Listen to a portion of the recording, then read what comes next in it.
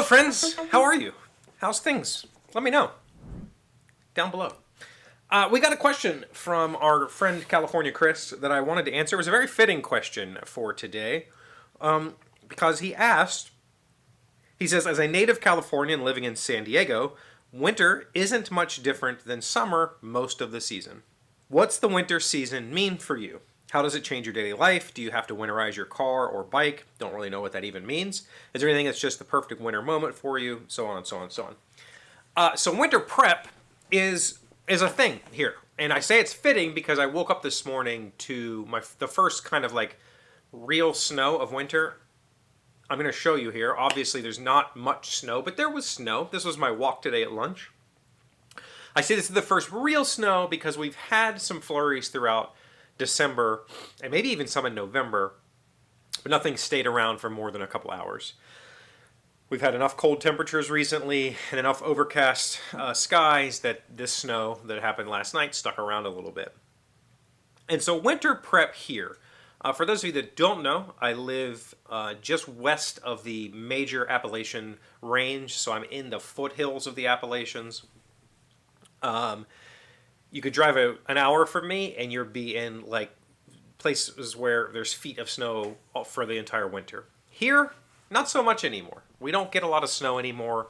Not like when I was, in the 80s and 90s, we used to get a ton. But there's still some winter prep that happens here. For me, I'm lucky enough, this is a new construction home. So I bought this house in 2012. It was newly built. I don't have a lot of house prep to do, if any. At most, I salt the driveway and sidewalks to keep them clear and safe for my family. That's about it. I maybe take porch furniture indoors. That's just it doesn't need to be out there if we're not using it. It's just getting sun damage. It's getting weather damage. So bringing it inside in the winter is a very common thing to do. Also, winter wind gusts are sometimes more significant than summer winds. Summer thunderstorms come through, but they're generally not super windy thunderstorms. Winter snowstorms can be very gusty, and so a lot of people bring their porch furniture in for the winter. When I was a kid, so there's other things that we might do. One thing I haven't done in a very long time is put studded tires on my car. That was very, very, very common for most of my life. And you still hear them. People will still put studs on their cars, or at least switch over to a winter tread. Lots of people have two sets of tires for their vehicles, so in the winter they'll take them to the tire shop and have them switch over to their winter tires. Winter tread is a little, it wears out faster because it's more grippy, but it's better in the snow, obviously. So that's a thing. Studded tires have literal metal studs in them, and you can hear them going down the road. They're like, as the car is driving. You don't really hear chains anymore. Only like state road trucks, school buses, that sort of stuff will have chains on them. Maybe the mail vehicles will have chains on them in the wintertime. But for the most part, I don't know anybody currently in my life that has winter studded tires or anything like that they put on their vehicle for the winter. We have all-season radials now that are fairly performant. And I think the roads are treated much better here than they were when I was a kid. Like I said, when I was a kid, there was snow year-round, not year-round, winter, the whole winter, there would be snow on the ground. And road treatment was hit or miss. Nowadays, if there's even a hint of snow in the forecast, the state road is out salting the roads, cindering the roads. The roads are very well maintained and, for the most part, don't stay icy or snowy for very long. So there's not really a need for the winterization. When I was a kid, some people did flush and change their car's radiator fluid for the winter time. If you ever look at a bottle, especially an older bottle of radiator antifreeze, the antifreeze will give you a temperature range that you're supposed to mix it to. Most people just go 50-50 these days, and that is generally fine. And in this area, it's perfectly fine. But some places, you might find out on that bottle that you're supposed to mix it differently because you have higher temperatures or you have lower temperatures, persistent higher and persistent lower temperatures. So when I was a kid, antifreeze was not so well maintained, or was not so. It wasn't a good of a mix, and so some people would change their fluids in the wintertime to a winter mix. Same with oils. When I was younger, I can remember my dad running I believe thinner oil in the winter than he did in the summer when you change the oil in the winter time. And that's, that was really about all that I can think of. For me, my motorcycle, this happens sometimes in the summer too. If I'm not going to ride it a whole bunch, I do put fuel treatment in the vehicle, in the tank, and try to run it a little bit to get the fuel treatment throughout the whole system. If you don't know, modern fuels are made up of a whole bunch of stuff: alcohol, natural gasoline, all that kind of stuff, and a whole bunch of additives. They all break apart, and they do age. They can go stale, and they become gummy, and it's hard on your system. So I run fuel. I put fuel additives in the winter.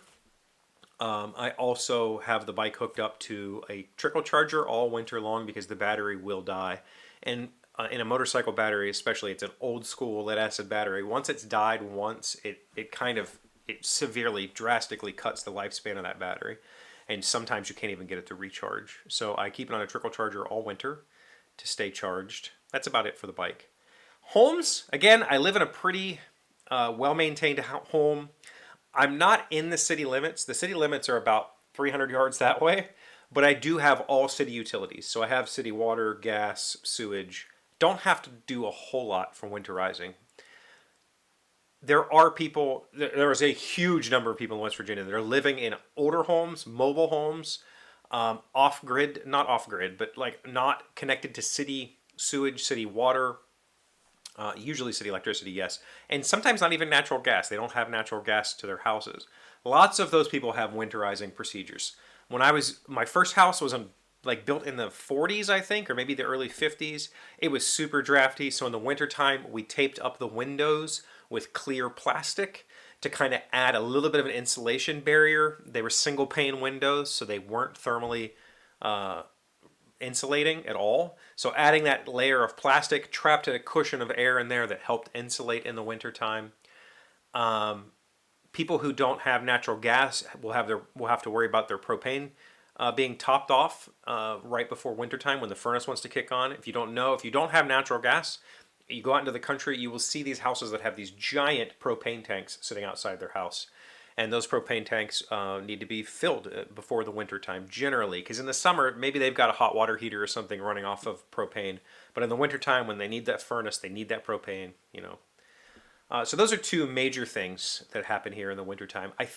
I'm not sure because I don't have septic, but I believe there are some concerns for septic systems in the wintertime. Some things need to be winterized. I don't know anything about that. So if you do, let me know.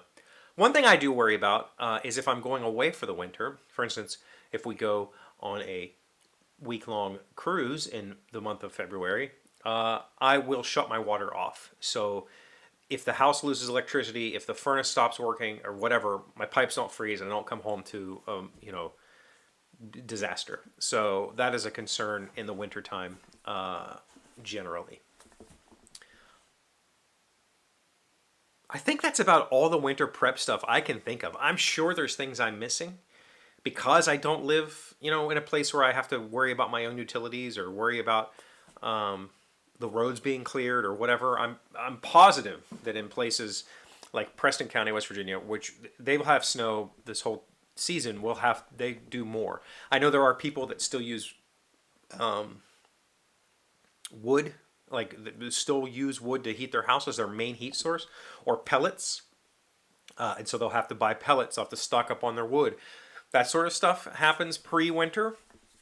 I think if you're getting into winter, it's already too late.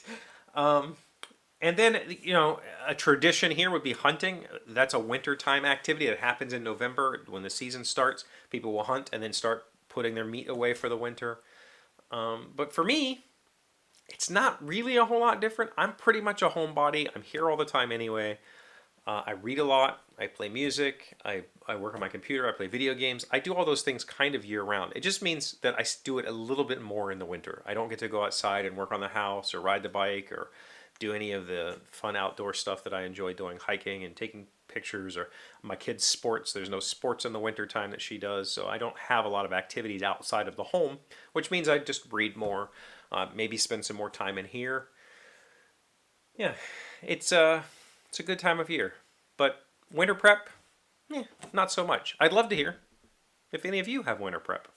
I love the question. Thank you, Chris. If you have a question that you need an answer to, or if you want to know something about West Virginia life or my life or whatever, put it in the comments, please. Thank you. I appreciate you. Thank you for being here. Please like and subscribe. Do the YouTube stuff. Keep this channel going.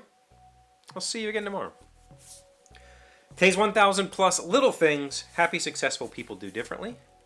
We have been learning 10 actions that always bring happiness. Number 7, limit your time with negative people. Create an environment that helps you make positive choices for the rest of your life. Protect your spirit and potential by limiting your time with negative people. I have quite a few negative people in my life that I unfortunately have to communicate with on a regular basis, and I keep it as minimal as possible. And that's the only way to ensure I'm not crazy or going crazy.